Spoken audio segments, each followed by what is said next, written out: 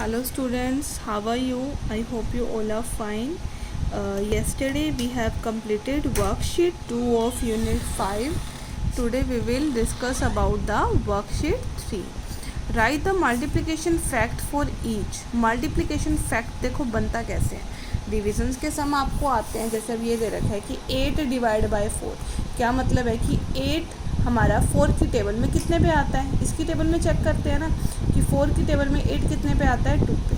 Clear है. तो अब ये हमें डिवीज़न फैक्ट दे रखा है कि 8 को जब हम 4 से डिवाइड करते हैं तो आंसर क्या आता है, 2. अब जब मल्टीप्लिकेशन फैक्ट की होती है तो इसी का मल्टीप्लिकेशन फैक्ट इसी का यूज़ करके बनता है कि इसमें क्या किसकी टेबल को यूज़ किया था, 4 की टेबल को यूज़ किया था, 4 2 किया था तभी तो 8 बना था ना.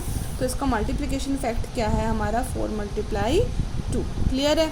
ऐसे ही नेक्स्ट में मल्टीप्लिकेशन फैक्ट क्या हो जाएगा, 5 × 4. ऐसे ही अदर पार्ट है इसके. नेक्स्ट है fill in the place holder.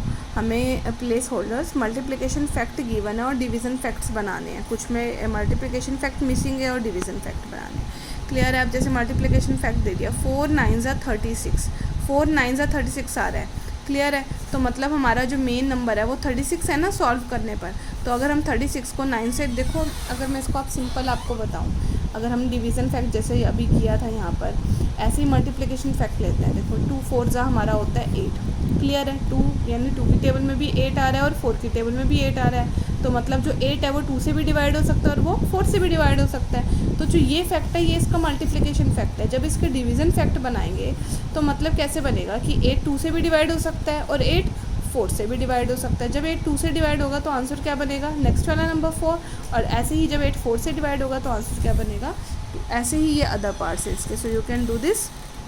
Next one, ऐसे ही हमें मल्टीप्लिकेशन फैक्ट दे रखे हैं, हमें 2 डिवीज़न फैक्ट बनाने हैं. जैसे अभी मैंने 2 डिवीज़न फैक्ट बनाए थे, एक मल्टीप्लिकेशन फैक्ट दिया हुआ था. ऐसे ही आपको इसके बनाने हैं. देखो जैसे ये था कि 3 5 15 है. तो मतलब 3 की टेबल में भी 15 आ रहा है, 5 की टेबल में भी 15 आ रहा है. तो मतलब 15 जो है वो 3 से भी डिवाइड हो सकता है और वो 5 से भी डिवाइड हो सकता है. जब 15 5 से डिवाइड होगा तो क्या आंसर आएगा, 3. और जब 15 3 से डिवाइड होगा तो आंसर क्या आएगा, 5. क्लियर है. तो जब मल्टीप्लिकेशन फैक्ट गिवन हो तो आप डिवीज़न फैक्ट बना सकते हैं. और ऐसे ही देखो ये वाला क्वेश्चन भी सेम ऐसे ही था. So you have to complete this worksheet in your book. Thank you.